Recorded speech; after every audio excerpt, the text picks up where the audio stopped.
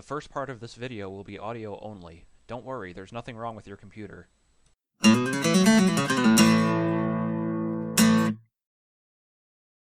Hey everyone, this is Doug at pickuptheguitar.com. This is our second video in our series about music theory for guitar, and in this video we're going to talk about a key versus a scale and how they're basically the same thing. We'll explain what a root note is, and then we're going to get into how to build a major scale from scratch.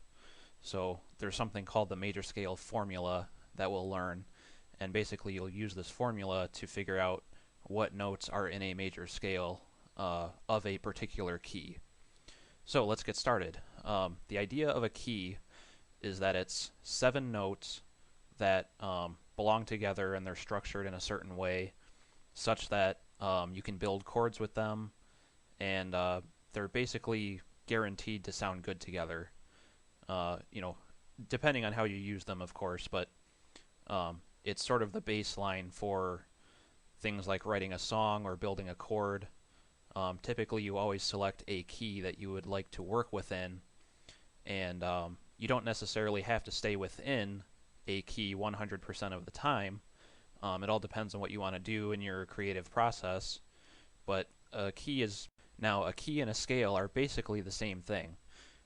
It depends on which type of scale you're talking about, but two of the most common types of scales that are used are the same as their respective keys. So we'll do more examples later and you'll see exactly what I mean, but for example, a major key and the major scale both actually refer to the same family of notes.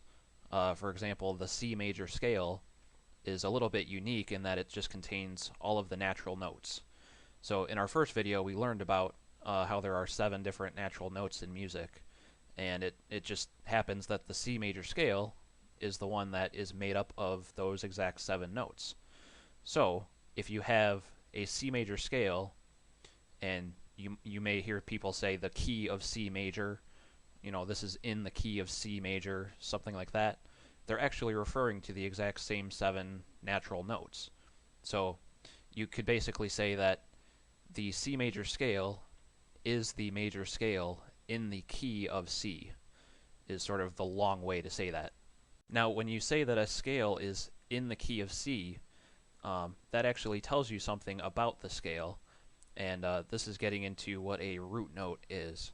So if a scale is in the key of C, that means that the root note of the scale is C. Every scale has a root note, and it doesn't matter what type of scale it is. If you say that it's in the key of something like the key of C or D or G, or it doesn't matter what key, the root note of the scale will always be the same as the key. And that's because the root note is the note that the scale begins from. So that's kind of like your starting point and your reference point by which the rest of the notes in the scale are going to be built, and therefore it determines how your chords will be built, and so on and so forth. So let's go ahead and do an example of building a C major scale and introduce the major scale formula, and we'll do this in the key of C just for simplicity's sake. Okay, so in order to build a major scale, what we want to do is first write out the numbers 1 through 7. And probably wondering, where do these numbers come from? Well, it's common to refer to the notes in the major scale with these numbers, and basically each note of the scale will be labeled with one of these numbers. So you'll see there's numbers 1 through 7, and then we start back over at 1 again. Now the reason we use these numbers is because it actually makes transitioning between different types of scales a lot easier to understand later on. So for now in this video we're just doing the major scale, but we'll do other types of scales, and then we'll see how using this numbering system can actually help us out with that. So we have 7 notes in our major scale. Let's point out that the number 1 refers to the root note of the scale, and of course we have one at the end over here when we start back over. So if we're going to build the major scale in the key of C, remember that we already know that the root note is C. That's the note that we're going to start from. And that's the note that we're going to build the rest of the notes off of. Now, the other piece of this that we need to know is the formula for the major scale. And actually what I can do is go ahead and just write this in, because if you've seen our first video, you'll know what these W's and H's are. The W's are whole steps, of course, which is equal to 2 frets, and the H's are half steps, which are equal to 1 fret.